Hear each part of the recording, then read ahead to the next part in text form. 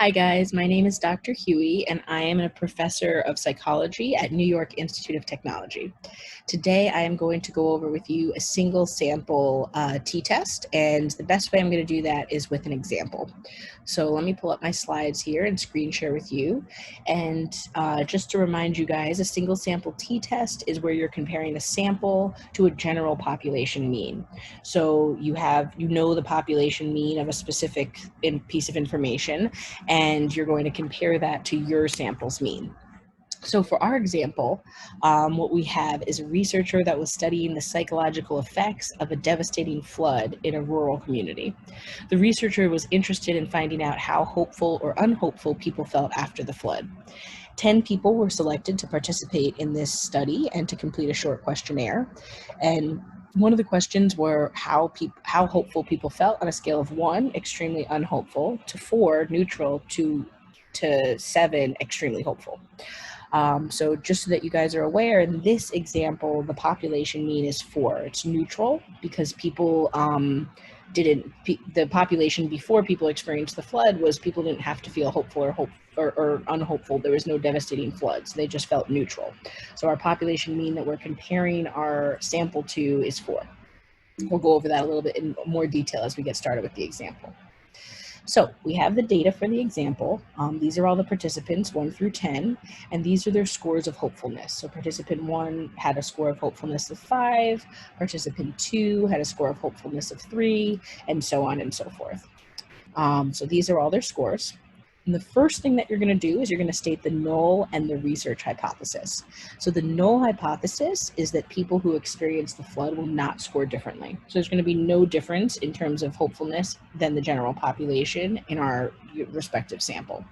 The research hypothesis is going to be two-tailed because it's going to be that people who experience the flood will score differently than the general population. Okay, so there's not necessarily a direction here. We're not saying they're going to be more hopeful or they're going to be less hopeful. We're just saying that there's a difference, and that's why it's two-tailed. And as I mentioned before, the population generally feels neutral, so they score 4 on the scale, and so that's what we're going to be comparing to. So the next step is you're going to find the sum of squares. So here we have all of our participants. We have their scores. What you need to do is find the mean. So you add up all the scores and divide by the number of participants, in this case 10. Our mean ends up being 4.7. So what you need to do to find the sum of squares is you need to find the deviation from the mean and then square it for each participant. So for participant 1, for example, they scored a 5. So you do 5 minus 4.7. The deviation from the mean score is going to be 0.3. And then you square it. So 0.3 squared is 0.09. For participant 2, they scored a 3 on the scale of hopefulness. You subtract the mean, which is 4.7, and you get negative 1.7. You square that, and you get 2.89. So that's their squared deviation from the mean. You do this for each participant that you have in the sample, and then you add up all the squared deviations from the mean, and that gives you the sum of squares. So you do 0.09 plus 2.89 plus 1.69, and so on and so forth, and you get a total of 32.10. That is going to be your sum of squares. The next thing that you do is you find the degrees of freedom. Very simple. That's just n, your total sample size, minus 1. So in this case, our total sample size is 10, minus 1 is 9. There's 9 degrees of freedom. And then you calculate the estimated population variance. So you take the two numbers you just calculated, the sum of squares, 32.10, and you divide it by the degrees of freedom, 9, and you get 3.57. So that's the estimated population variance for our sample. Remember, we know the population we know the population mean. Oh, we don't know the population variance for the example also. So then you do step 5, you calculate the variance of the distribution of means.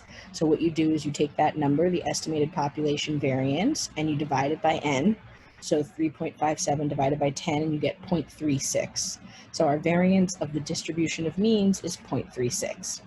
Step 6 is you calculate the standard deviation of the distribution of means. So you take the square root of that. Whenever you have a variance and you want to find the standard deviation, you always take the square root. So the square root of 0.36 is 0.60. So the standard deviation of the distribution of means is 0.60. Then step 7 is we calculate the t-statistic. So the t-statistic is the mean of our sample minus the population mean divided by that standard deviation that we just calculated. So 4.7 minus 4 divided by 0.6 equals 1.17. So that is our t-statistic for this example. Remember, the population mean is the people who felt neutral, and that's why we're using our population mean as 4.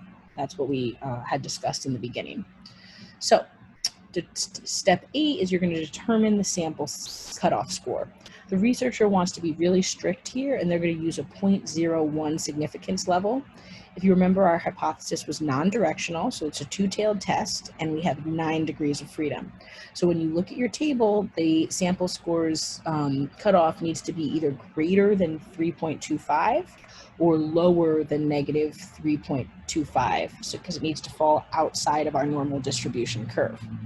So we definitely cannot reject the null hypothesis because we have a t of 1.17, which is not greater than 3.25 or less than 3.25, negative 3.25. And so we can't reject the null hypothesis, and the participants simply have to conclude that people who experienced the flood didn't feel any more or less hopeful than the general population. So fortunately, the flood didn't have a negative effect, so that's a good thing. And hopefully this example helps to clarify a single sample t-test. Feel free to contact me if you have any other questions, and thank you for listening.